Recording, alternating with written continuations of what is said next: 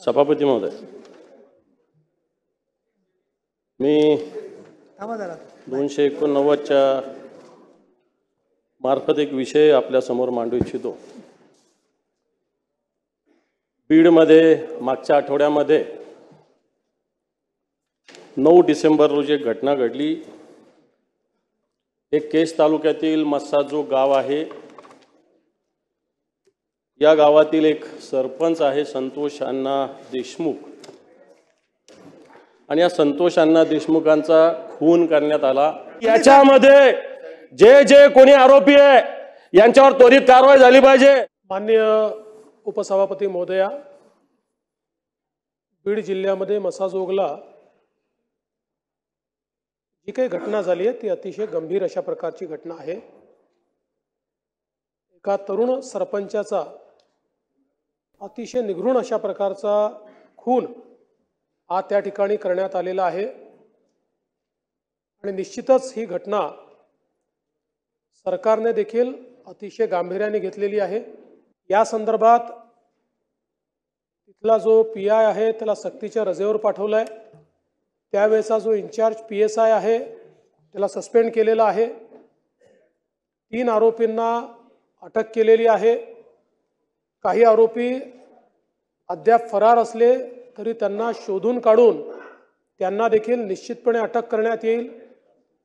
मुळातच मी माननीय विरोधी पक्षनेत्यांना एवढंच सांगू इच्छितो की आरोपी कुठल्या पक्षाचा आहे, जातीचा आहे, धर्माचा आहे, कुठली भाषा बोलतो, कोणाशी संबंधित आहे,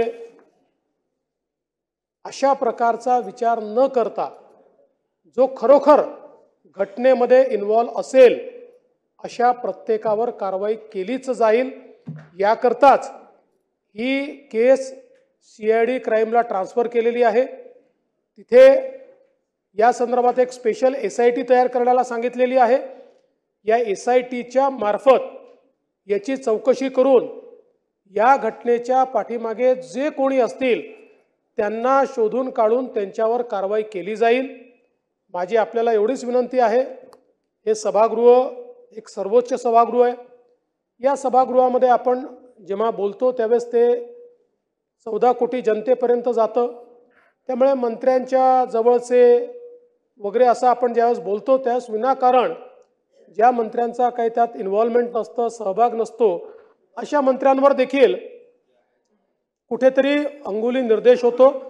त्यामुळे मला असं वाटतं की सरकारवर सरकार पक्षाचा, विरोधी पक्षाचा कोणाचाही दबाव हा कुठल्याही आरोपीला वाचवा असा आलेला नाही, कोणाचाच नाही।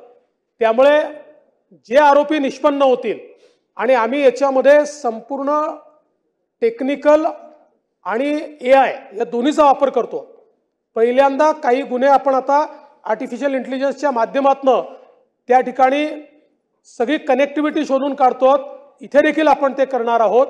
त्यामुळे मी आपल्याला आणि आपल्या मार्फत महाराष्ट्राच्या जनतेला आश्वस्त करू इच्छितो की कोणीही गुन्हेगार असो यातला तो आम्ही सोडणार नाही, आणि ज्या पोलिसांनी त्या ठिकाणी कामचुकारपणा केला असेल, जाणीवपूर्वक केला असेल, त्यांना कारवाई झाली आहे। अजून कोणी त्याच्यात इन्व्हॉल्व सापडला तर त्याच्यावरही कारवाई केली जाईल।